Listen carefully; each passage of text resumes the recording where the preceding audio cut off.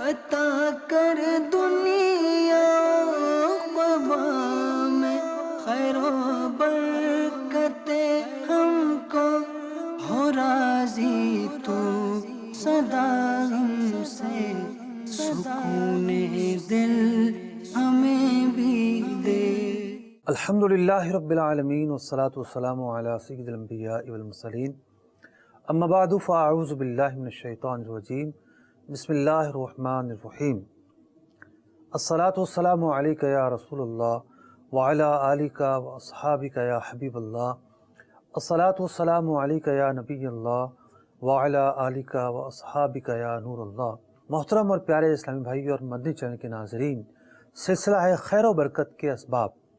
اس سلسلے کے اندر ہر قسط میں ایک نئے سبب پر بات کی جاتی ہے کہ برکت کے کیا اسباب ہیں، اور ایک سبب ذکر کر کے اس کو دیکھا جاتا ہے کہ ہماری زندگی میں اگر اس سبب داخل ہو تو ہم اپنی زندگی میں کس طریقے سے بہتری لا سکتے ہیں۔ آج ہمارا عنوان ہے صبح کے وقت میں کیا اعمال کیے جائیں تو خیر و برکت آئے۔ صبح کے وقت میں کرنے کے تعلق سے احادیث مبارکہ میں بہت سارے اعمال بیان کیے گئے ہیں۔ نبی اکرم صلی اللہ تعالی علیہ وسلم نے ارشاد فرمایا، یقول اللہ تعالی عز و جل، اللہ تبارک و تعالی ارشاد فرماتا ہے، یا ابن آدم اذکرنی من بعد صلاۃ الفجر، کہ مجھے نماز فجر پڑھنے کے بعد یاد کر، ساعتن و بعد صلاۃ العصر ساعتن، اور نماز عصر پڑھنے کے بعد بھی مجھے یاد کر، کچھ دیر فجر کے بعد، کچھ دیر عصر کے بعد۔ فرمایا اکفک ما بینہما، تو میں تیرے لیے کفایت کروں گا، یعنی کہ تمام کام جو ہیں وہ سمر جائیں گے جو ان دونوں اوقات کے درمیان آتے ہیں۔ نبی اکرم علیہ الصلوۃ والسلام نے ارشاد فرمایا، من صلی الفجر فی جماعت، جس نے فجر کی نماز جماعت کے ساتھ پڑھی، ثم قعد یذکر اللہ، پھر بیٹھ گیا اور اللہ کا ذکر کرنا شروع کر دیا یہاں تک کہ سورج طلوع ہو گیا، اس کے بعد ثم صلی رکعتین، پھر شخص نے 2 رکعت نماز پڑھی، اس شخص کے لیے حجۃ و عمرہ، حج اور عمرے کا ثواب ہے، تامۃ تامۃ تامہ، مکمل مکمل مکمل حج اور عمرے کا ثواب ہے۔ امام ترمذی رحمۃ اللہ تعالی علیہ نے اس روایت کو نقل کیا۔ یعنی بندہ اپنا معمول یہ بنائے کہ صبح کا آغاز یہ کرے، فجر کی نماز جماعت کے ساتھ پڑھے، اس کے بعد اذکار کرتا رہے یہاں تک کہ سورج بلند ہو جائے۔ تلاوت بھی کر سکتا ہے اس سے پہلے، لیکن سورج بلند ہونے کے بعد مزید 20 منٹ انتظار کرنا ہے۔ اس وقت کے اندر تلاوت کرنا جائز تو ہے، سورج بلند ہونے سے لے کر 20 منٹ تک، لیکن بہتر یہ ہے کہ اذکار پڑھے جائیں، ذکر و اذکار کیے جائیں۔ سورج بلند ہو جائے، پھر نماز اشراق و چاشت ادا کی جائے، اور اس وقت میں جو یہ نماز پڑھنا ہے اور اس سے پہلے اللہ کا جو ذکر کرنا ہے، زندگی کے اندر کیا بہتری لے کر آتا ہے۔ ایک اور روایت سنیے، نبی اکرم علیہ الصلوۃ والسلام نے ارشاد فرمایا، الصبحۃ تمنع الرزق، جو بندہ صبح کے وقت سو جاتا ہے تو اس کا یہ سونا رزق میں تنگی لاتا ہے۔ علماء نے لکھا کہ اگر کوئی شخص فجر پڑھنے کے لیے تو اٹھتا ہے، لیکن فجر پڑھنے کے بعد سو جاتا ہے سورج نکلنے سے پہلے، وہ بھی اسی میں داخل ہوگا، کیونکہ جو صبح کا وقت ہے سورج طلوع ہونے تک، یہ وقت رزق کی تقسیم کا وقت ہے۔ اس وقت کے اندر رزق تقسیم کیا جاتا ہے۔ جو بندہ اس وقت میں سو جاتا ہے تو اس کے ساتھ رزق میں تنگی کے مسائل درپیش رہتے ہیں۔ حضرت عمر فاروق رضی اللہ تعالیٰ عنہ سے روایت ہے، فرماتے ہیں، ایاکم ونومۃ الغدا، خبردار صبح کے وقت سونے سے بچو۔ کیا کیا نحوستیں ہیں صبح کے وقت سونے میں؟ فرمایا فَإِنَّهَا مَبْخَرَةٌ، صبح کے وقت میں سونا معدے کے جو بخارات ہیں ان میں تغیر پیدا کرتا ہے، جس کی وجہ سے منہ کے اندر تغیر پیدا ہو جاتا ہے، یعنی کہ منہ کے اندر بدبو پیدا ہو جاتی ہے۔ تو جو صبح کے وقت میں سوتا ہے اس کے منہ میں بدبو رہتی ہے۔ فرمایا وَمُجْفَرَةٌ، اور اس کی طبیعت کے اندر سستی پیدا ہو جاتی ہے۔ وَمُجْعَرَةٌ، اور صبح کے وقت میں سونا نکاح پر اثر ڈالتا ہے۔ اب نکاح پر اثر کس طرح ڈالتا ہے؟ ممکن ہے اس کی یہ توجہ ہو کہ بندہ جب رزق میں تنگی آ جائے گی اور رزق میں دشواری آ جائیں گی تو ممکن ہے بیوی اس کے ساتھ رہنا پسند ہی نہ کرے۔ ممکن ہے حضرت عمر فاروق رضی اللہ تعالیٰ عنہ کے قول کے اور مختلف پس منظر ہوں۔ ایک پس منظر جو بیان ہوا وہ میں نے آپ سے عرض کیا۔ حضرت علقمہ بن قیس رضی اللہ تعالیٰ عنہ فرماتے ہیں بلغنا ان الارض تعج الی اللہ تعالی، کہ زمین جو ہے وہ اللہ تبارک و تعالیٰ کی بارگاہ میں شکوہ کرتی ہے، من نومۃ العالم بعد صلاۃ الصبح، کہ جب کوئی عالم فجر کی نماز پڑھنے کے بعد سو جاتا ہے، یا من نومۃ العالم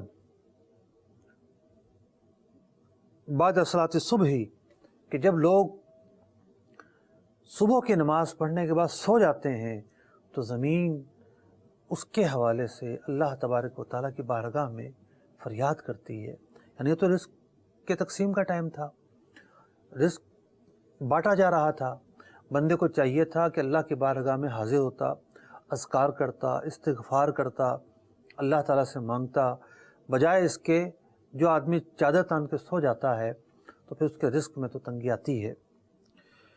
تو علماء نے یہ لکھا کہ جو بندہ انتظار کرتا ہے سورج کے طلوع ہونے کا اور اس کے بعد اشراق و چاشت کی نماز پڑھتا ہے تو وہ بندہ ان خیر و برکات کو حاصل کر لیتا ہے۔ اشراق و چاشت کے کیا فضائل ہیں اس تعلق سے ایک حدیث پاک میں ارشاد ہوتا ہے کہ بندہ جب صبح کرتا ہے تو اس کے ہر جوڑ کے بدلے اسے صدقہ نکالنا ہوتا ہے، اور جب بندہ نماز ضحیٰ پڑھ لیتا ہے، اشراق و چاشت کی نماز پڑھ لیتا ہے، تو اس کے ہر جوڑ پر جو صدقہ دینا ہوتا تھا وہ صدقہ ادا ہو جاتا ہے۔ امام مسلم رحمۃ اللہ تعالیٰ علیہ نے اس حدیث پاک کو نقل کیا۔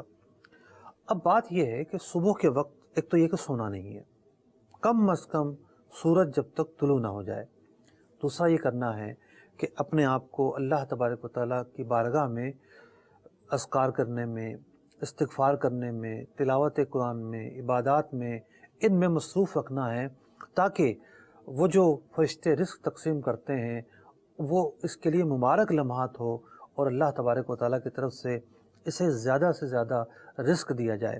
اب صبح کے وقت میں کرنے کے بہت سارے اعمال ہوتے ہیں، اور عام طور پر شجروں کے اندر اور وظائف و اوراد کی کتابوں کے اندر لکھے بھی ہوتے ہیں کہ صبح کے وقت کے اندر یہ اعمال کیے جائیں، یا یہ اذکار کیے جائیں، یا ان آیات کی تلاوت کی جائے۔ امام نووی رحمۃ اللہ تعالیٰ علیہ کی کتاب ہے کتاب الاذکار، بہت ہی نفیس کتاب ہے، اور اس کتاب کے اندر امام نووی رحمۃ اللہ تعالیٰ علیہ نے نبی اکرم علیہ الصلوۃ والسلام سے منقول مختلف طرح کے اذکار نقل فرمائے ہیں۔ مثال کے طور پر شام میں کیا پڑھنا ہے، صبح میں کیا پڑھنا ہے، رات میں کیا پڑھنا ہے، مختلف طرح کے اذکار ذکر فرمائے ہیں، ترجمہ بھی اس کتاب کا ملتا ہے۔ اسی طریقے سے اگر آپ طریقہ قادریہ طاریہ سے منسلک ہیں تو شجرہ قادریہ طاریہ کے اندر بہت سارے ایسے اذکار ہیں صبح کے وقت پڑھنے کے، ان اذکار کی اپنی برکتیں ہیں۔ مثال کے طور پر اس میں ایک وظیفہ ہے، سورہ حشر کی آخری آیات پڑھنی ہوتی ہیں۔ اب اس کے تعلق سے بعض مشائخ نے بیان کیا کہ ان آیات کی برکت یہ ہوتی ہے کہ بندہ جو جنات ہیں اور شیاطین ہیں ان کے شر سے محفوظ رہتا ہے۔ دیکھیے صبح کے وقت میں کیے جانے والے ان اعمال کی کیا کیا برکتیں ہیں، کیا کیا فضائل ہیں۔ ایک اور عمل میں آپ کے سامنے عرض کرتا ہوں، صبح کے وقت سے اس کا تعلق ہے۔ نبی اکرم علیہ الصلوۃ والسلام نے ارشاد فرمایا باکروا بالصدقہ، صبح کے وقت میں صدقہ دو، فإن البلاء لا يتخطى الصدقۃ۔ کیا مثال اور کیا اسلوب ہے مثال بیان کرنے کا، قربان جائیے۔ نبی اکرم علیہ الصلوۃ والسلام نے ارشاد فرمایا کہ جو بلائیں ہیں وہ صدقے سے جیت نہیں سکتی۔ تو علماء نے لکھا کہ اس کا مطلب یہ ہے کہ جس طرح دو گھوڑ سوار ہوں اور دو گھوڑ سوار بھاگے جا رہے ہیں بھاگے جا رہے ہیں بھاگے جا رہے ہیں اور جیتے گا وہی جو آگے رہے گا، تو صبح کے وقت میں جو صدقہ ادا کرنا ہے، صبح کے وقت میں دیا جانے والا جو صدقہ ہے، وہ بلاؤں پر، مصیبتوں پر، آزمائشوں پر اس طرح غالب رہتا ہے کہ جس طرح جیتنے والا گھوڑا آگے نکلتا ہے اور وہ باقی چیزوں کو پیچھے چھوڑ جاتا ہے۔ تو فرمایا ان البلا لا يتخطى الصدقہ، کہ جو بلائیں ہیں وہ پھر صدقہ سے نہیں جیت سکتی۔ صبح کے وقت نکالے جانے والے صدقے کے اندر یہ فضیلت پنہا ہے، یہ اس کی برکت جو ہے نا اس حدیث مبارکہ میں بیان کی گئی۔ تو صبح کے حوالے سے بات یہ ہے کہ صبح کا جو وقت ہے وہ انسانی عملی زندگی کا ابتدائی وقت ہوتا ہے۔ تو جو بندہ اپنے ابتدائی وقت کو اچھے طریقے سے گزارتا ہے، اللہ تبارک و تعالیٰ کی بارگاہ میں گریہ کرتے ہوئے گزارتا ہے، اس کی بارگاہ سے مانگتے ہوئے گزارتا ہے، اس کی بارگاہ سے طلب کرتے ہوئے گزارتا ہے، تو یقینی طور پر اس کو دیا جاتا ہے، اس کی سنی جاتی ہے، اس کا مدعا پورا کیا جاتا ہے، اور جو خیر و برکات یہاں ہم نے آج سنی ان سے یقینی طور پر اسے حصہ دیا جائے گا، کیونکہ ہمارے پیارے آقا علیہ الصلوۃ والسلام نے ہمیں ان بشارتوں سے نوازا ہے۔ تو اللہ تبارک و تعالیٰ سے دعا ہے کہ اللہ تبارک و تعالیٰ ہمیں دن کے ابتدائی حصے کو بالخصوص اچھے طریقے سے، بہتر طریقے سے، روحانی طریقے سے اپنانے کی توفیق عطا فرمائے۔ اب یہاں سے وہ حضرات سبق لیں کہ جو رات کو 2، 2:30، 3 بجے سوتے ہیں، فجر کی نماز قضا ہو جاتی ہے اور 10، 11، 12 بجے اٹھتے ہیں، تو وہ جو فجر کی نماز قضا ہوئی اس کی نوست اپنی جگہ پر کہ اس نے فرض جو ہے وہ ترک کیے ہیں۔ فرض ترک کرنے والا فاسق ہوتا ہے۔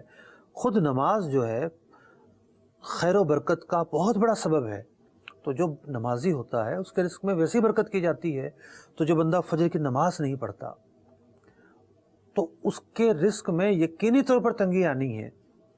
اور ویسے بھی مشائخ کا یہ طریقہ رہا ہے، بزرگان دین کا یہ معمول رہا ہے کہ صبح کے اول حصے میں یعنی فجر سے بھی پہلے وہ اٹھ کر اللہ کی بارگاہ میں استغفار کیا کرتے تھے، اللہ تبارک و تعالیٰ کی بارگاہ میں گریہ زاری کیا کرتے تھے، عبادات بجا لایا کرتے تھے۔ تو یہ معمول مشائخ کا ہے، اور فساق اور فجار کا جو معمول ہے وہ یہ ہے کہ وہ رات ان کے لیے عید ہوتی ہے اور دن ان کے لیے سونے کا ٹائم ہوتا ہے۔ تو یہ جو ترتیب ہے یہ ترتیب مناسب نہیں ہے۔ ہاں کسی کی ڈیوٹی ہے رات کی، اس نے رات جاگنا ہی ہے، یا کسی کا ٹھیک ہے کوئی ایسا معمول ہو گیا، لیکن اس میں بھی یہ کوشش کی جائے کہ فجر کی نماز تو پڑھنی ہے، فجر کی نماز پڑھنے کے بعد اشراق و چاشت کا جب وقت ہو جائے اس کے بعد سونا چاہیے، تاکہ جو رزق کی تقسیم کا وقت ہے بندہ اس وقت کے اندر غفلت کا شکار نہ ہو۔ بندہ اس وقت کے اندر غافل ہو کر سوئے گا تو رزق میں تو تنگی آئے گی۔ اللہ تبارک و تعالیٰ ہمارے رزق میں فراوانی عطا فرمائے۔ اللہ تبارک و تعالیٰ ہمیں پوری زندگی اپنی یاد میں گزارنے کی توفیق عطا فرمائے۔ آمین بجاہ النبی الامین صلی اللہ تعالیٰ علیہ وسلم۔ عطا کر دنیا